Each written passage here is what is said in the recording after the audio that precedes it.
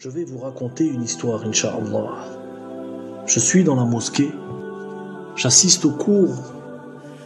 Un frère, un ami est en train de donner un dars. Il poursuit son dars jusqu'au moment où il nous raconte ce qu'il a vécu. Je prête l'oreille, je suis attentif. Il commence. Il nous raconte qu'il y a 10 ans derrière, il était dans une situation particulière, assez difficile. Il n'a pas décrit ses problèmes, mais ce que nous savons, c'est qu'il était dans la difficulté. Il s'est rendu dans une mosquée pour accomplir la prière. Il a trouvé des gens autour d'un plat, en train de manger. Et lui, il avait très faim. Mais pas une simple faim. La faim qui te tiraille le ventre, qui te ferait même manger ce que tu trouves par terre, tellement tu as faim. Le plat est entouré de personnes. Il n'y avait plus de place pour lui. C'est quelqu'un de pieux que je connais personnellement, alors je suis garant de ce que je dis. Il a honte, mais il a aussi extrêmement faim. L'odeur que dégage le plat est irrésistible. Une belle viande bien tendre, de beaux légumes d'une belle couleur. Un plat qui ne demande qu'à être dégusté. Mais il nous dit, je n'ai pas été me rapprocher du plat. Je n'ai pas été me rapprocher du plat pour manger. Parce que j'avais peur qu'il ressent ma faim. Regardez, subhanallah, c'est émouvant, triste à la fois. Il est gêné, il est mal à l'aise, il a peur que les gens sentent sa faim. Il a tellement faim, son estomac pousse des cris. Et là, certains pourraient se dire, mais pourquoi n'a-t-il pas été mangé? Tout simplement, parce qu'il avait honte. Il avait honte et peur que les gens voient sa faim, ressentent sa faim. Cela peut paraître curieux, mais c'est ainsi. Il est ainsi créé. Allah l'a créé avec cette caractéristique. Il a honte, il est pudique. Alors il reste à l'écart et il les observe. Je ne sais pas ce qui a amené ce frère à avoir aussi faim, ce qui l'a amené dans cette situation, mais cela peut arriver à tout le monde. Les difficultés de la vie existent, qu'Allah nous facilite. Alors donc il les observe et dans un moment d'inattention, un frère vient, le salue et lui donne un morceau de pain. Il lui tend un morceau de pain. Il regarde le morceau de pain, relève les yeux, regarde le frère dans les yeux, prend le morceau de pain et il va le manger en s'asseyant. Il se cache et les larmes remplissent ses yeux. C'est ainsi.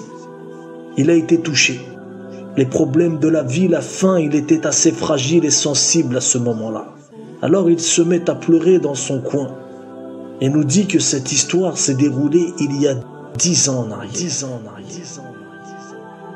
Et que depuis, jamais il n'a oublié ce converti, ce frère, dans ses invocations.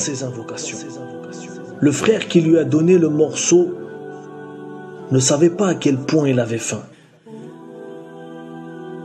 Il l'a fait par miséricorde, il voulait faire une bonne action, comme quand tu tends à quelqu'un un verre d'eau au moment où tu vas boire.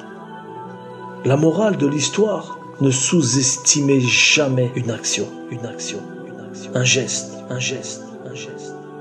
Wallahi, il se peut qu'à cause des larmes que ce frère a fait couler, celui qui a été la cause de ces larmes ait reçu un énorme bienfait. Un énorme cadeau que nous ignorons bien sûr. Allah connaît les secrets et l'invisible. Allah seul sait ce qu'il a reçu cet homme en échange. Pour Allah, les larmes du croyant sont plus importantes que la Kaaba elle-même. Ne négligez aucune bonne action. Ne négligez aucune invocation. Certaines personnes regardent de travers certaines femmes, par exemple, qui sont proches de la prostitution et ont un regard sévère. Oui, certes, aujourd'hui, tu es mieux que cette personne. Mais qui te dit qu'elle ne sera pas guidée un jour par la cause d'une invocation? Toi-même, tu étais peut-être avant dans l'égarement. Une personne est passée, t'ayant vu dans cet égarement, elle a levé les mains pour toi, et te voilà aujourd'hui sur le droit chemin, peut-être, par la cause de cette invocation. Alors ne sois pas méchant, ne sois pas dur, sois miséricordieux. Si tu vois un homme boire et avoir un mauvais comportement, sois miséricordieux, lève les deux mains et tu demandes la guider pour lui. Attendris ton cœur. Le prophète Mohammed sallallahu alayhi wa sallam avait le cœur le plus tendre. Il pardonnait à ses ennemis, invoquait pour eux. Qu'Allah fasse que nous ressemblions à ce merveilleux prophète. Qu'Allah fasse que l'humanité entière découvre ce prophète à travers ces bons comportements qui existent encore à travers les récits. Ô homme, ne sois pas égoïste. Invoque pour ces gens qui sont dans la difficulté, au lieu de les juger, de les rabaisser. Qu'Allah nous accorde la bonne compréhension des choses. Nous ne sommes rien. Restons à notre place et redescendons sur terre. Les compagnons, certains compagnons pleuraient lorsqu'on leur faisait des reproches. Attendris ton cœur. Éloigne-toi des démons car ils ont le cœur dur. Ton but, ton devoir n'est-il pas de ressembler à la meilleure des créatures? Bien sûr que si. Alors ne jugez pas les gens, ne jugez pas les autres. Qu'Allah raffermisse nos cœurs et les remplit de miséricorde. ما كان محمد أبا أحد من رجالكم ولكن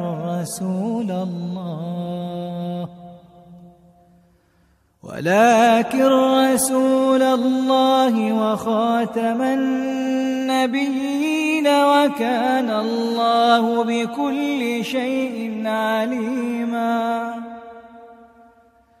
يا أيها الذين آمنوا اذكروا الله ذكرا كثيرا وسبحوه بكرة وأصيلا هو الذي يصلي عليكم وملائكته